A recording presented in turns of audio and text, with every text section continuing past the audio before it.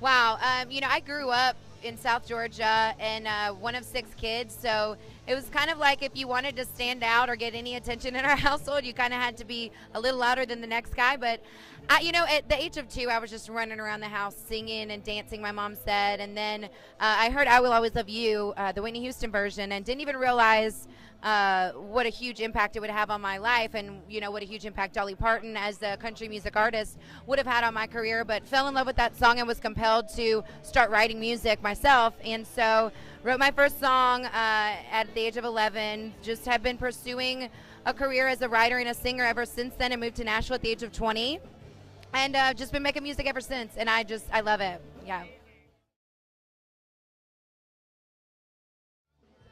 uh, the songs off my EP are all really special to me. I have been making this project and listening and really collecting the songs that are on this project over the past 9 years of me being in Nashville. I have a really strong stance as an artist that I always want to listen to outside songs. So my time in Nashville, where I've been writing, and in the writing room with amazing writers, writing songs that I'm really proud of. I've also been listening to music, and kind of being a fan of other writers and the music that they make. So, I kind of collaborated both of those worlds on this EP, and all of them really speak to me. My favorite right now is definitely my single "Drink You Up." Because I didn't write that song. I'm such a massive fan of the song as a listener.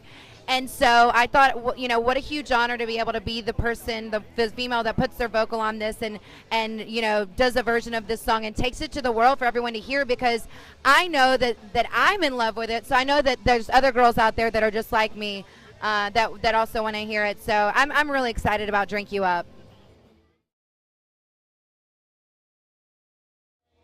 Yeah, I am very inspired by strong females that share stories about real life and real struggle and real excitement. And I'm really also into females that lift each other up and, share positive messages about supporting other females.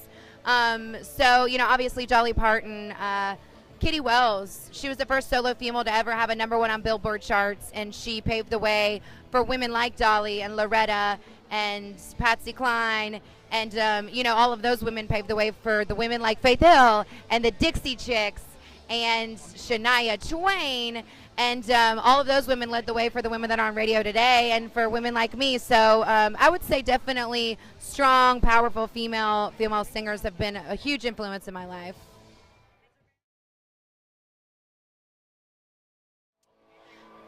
A moment that stood out, I think actually, yes. Okay, so I was at name drop. Let me pick it up real quick. I was at Kix Brooks's house for a dinner, and everybody kind of just got up and started jamming.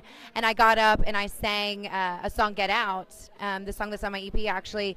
And Kelly Clarkson was there, and she was singing and whatever, and she heard me sing "Get Out," and she came up and she was like, "Dang, girl, about time we got some females that could sing in this town." And she was like, "You put Katy Perry to shame," just like talking about having women in the business that could sing. And then we did "Strawberry Wine" together. We did a duet of "Strawberry Wine," so I'm like singing harmony with Kelly Clarkson, and I was freaking out. But it was that moment was really, really cool for me. Yeah, I mean, Kelly Clarkson telling me that I sing good, I mean, like, that's like, I die. I get asked this question a good bit, but probably Bonnie Raitt.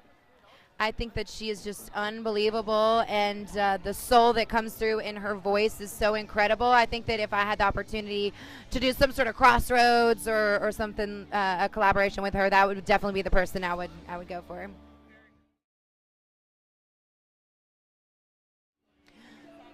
When I'm not singing and songwriting, I am, doing anything in fashion. I've got a blog on my website, sarahdavidson.com, and so I like to share a lot, like what I'm wearing at my shows. Like I'll probably talk about this outfit and what I wore to the CMTs and that kind of stuff. So I love to share in with the people that buy the music. I think any opportunity to connect with the people that are actually buying and supporting your dreams and buying your music, you owe it to them to be open and honest. So really what I I do in my spare time is try and think of things like what can I share with my friends and my fans that would help them understand me a little bit more, understand my music a little bit more, because it's all about sharing in an experience together and in music, and it's about gaining friendships and gaining community through the gift of music. And so, that's really what I spend most of my time doing, and shopping a lot.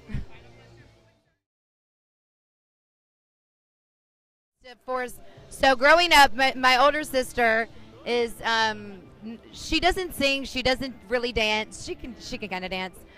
She's absolutely drop dead gorgeous, but I've got 4 other siblings and make 6 of us, and so I would be the ringleader, and I'd conduct all these plays and make up songs that they would have to do. And my poor sister's like, I don't really do this, and I would just be like, it's your turn, get out there.